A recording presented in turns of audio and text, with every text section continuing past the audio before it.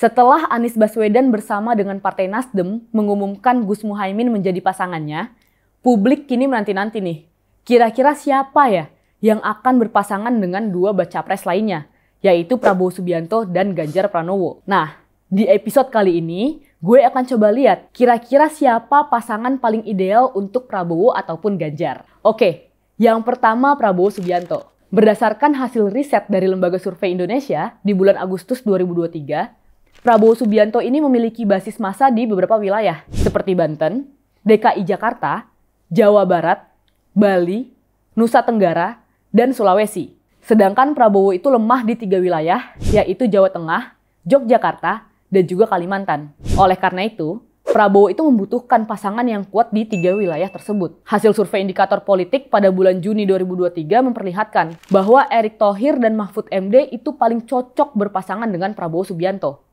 Karena Erick Thohir itu menjadi bacawa pres terkuat di wilayah Jawa Tengah dan Yogyakarta. Sedangkan Mahfud MD menjadi bacawa pres terkuat di wilayah Kalimantan. Nah, mari kita bandingkan kedua nama ini dan melihat dari jenis pekerjaan pemilihnya. Hasil survei LSI memperlihatkan bahwa Prabowo itu lemah di pemilih yang memiliki latar belakang pegawai negeri, pegawai swasta, guru, dosen, dan tenaga profesional. Di sisi lain, Erick Thohir menjadi bacawa pres yang paling banyak dipilih pada jenis pekerjaan tersebut. Artinya apa? Artinya Erick Thohir dapat dikatakan lebih ideal berpasangan dengan Prabowo dibandingkan dengan Mahfud MD.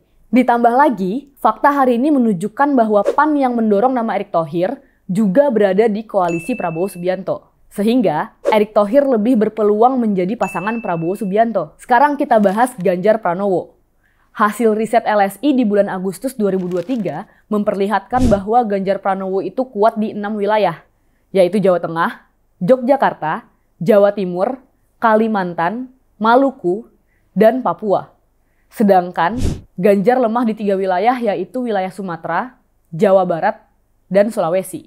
Melihat 3 wilayah yang menjadi titik lemah dari Ganjar Pranowo ini, maka Sandiaga Uno menjadi top of the list untuk berpasangan dengan Ganjar Pranowo. Karena Sandiaga Uno menjadi bacawa pres terkuat di Sumatera dan Sulawesi.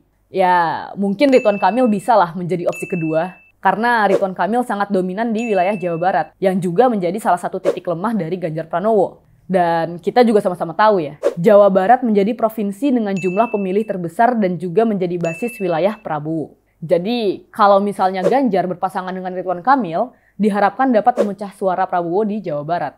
Nah, artinya PDIP dan Ganjar perlu memikirkan dengan baik siapa yang akan menjadi bacawa presnya. Apakah Ridwan Kamil atau Sandiaga Uno? Tapi kalau misalnya kita lihat dari peta koalisi sekarang ya, kayaknya Sandiaga Uno itu lebih berpeluang sih. Karena Sandiaga Uno kan udah berseragam P3, di mana P3 ini berada dalam koalisi pendukung Ganjar Pranowo. Beda cerita dengan Ridwan Kamil yang berada di partai pengusung Prabowo Subianto. Tapi bentar dulu.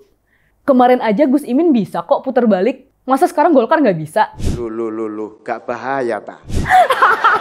Sekarang gue mau ngomongin soal isu Ridwan Kamil yang katanya merapat ke Ganjar dan PDIP.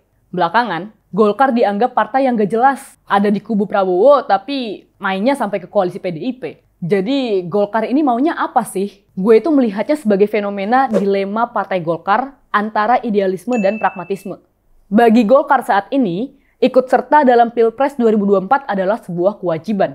Kenapa? Karena Golkar sadar bahwa penurunan suara mereka di pemilu 2019 kemarin itu karena nggak ada kader mereka yang berpartisipasi di Pilpres. Seperti yang gue jelasin di episode sebelumnya, bahwa pemilu legislatif yang berbarengan dengan Pilpres 2024 akan mendatangkan kotel efek atau efek ekor jas, yang dimana mereka memiliki keterkaitan antara capres yang diusung dengan perolehan suara partai politik. Makanya, wajib hukumnya bagi Golkar untuk menghadirkan kadernya di Pilpres 2024 kalau nggak mau suaranya turun terus.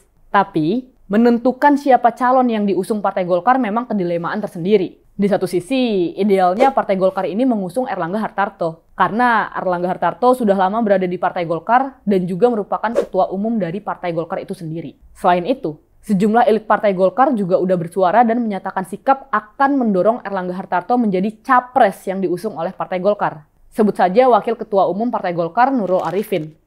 Beliau mengatakan bahwa tidak ada calon lain yang akan diusung oleh Partai Golkar selain Erlangga Hartarto.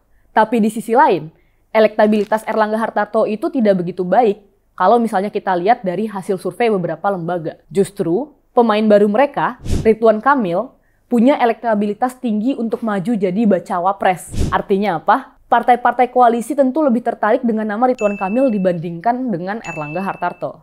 Persoalannya adalah, mengusung Ridwan Kamil dapat menyebabkan resistensi di internal Partai Golkar sendiri. Masa sih anak baru dateng-dateng langsung jadi cawapres? Kan kasihan yang udah ngantri lama. Lagian kader-kader Golkar tentu mendambakan ketua umum mereka yang ada di surat suara Pilpres nanti. Nah, menarik kan? Kira-kira apakah Golkar akan tetap idealis dan konsisten mendukung Erlangga Hartarto untuk jadi cawapres walaupun kemungkinannya kecil? Atau Golkar akan pragmatis aja nih dengan memberikan karpet merahnya kepada Ridwan Kamil? Menurut kalian gimana? Komen di kolom komentar ya.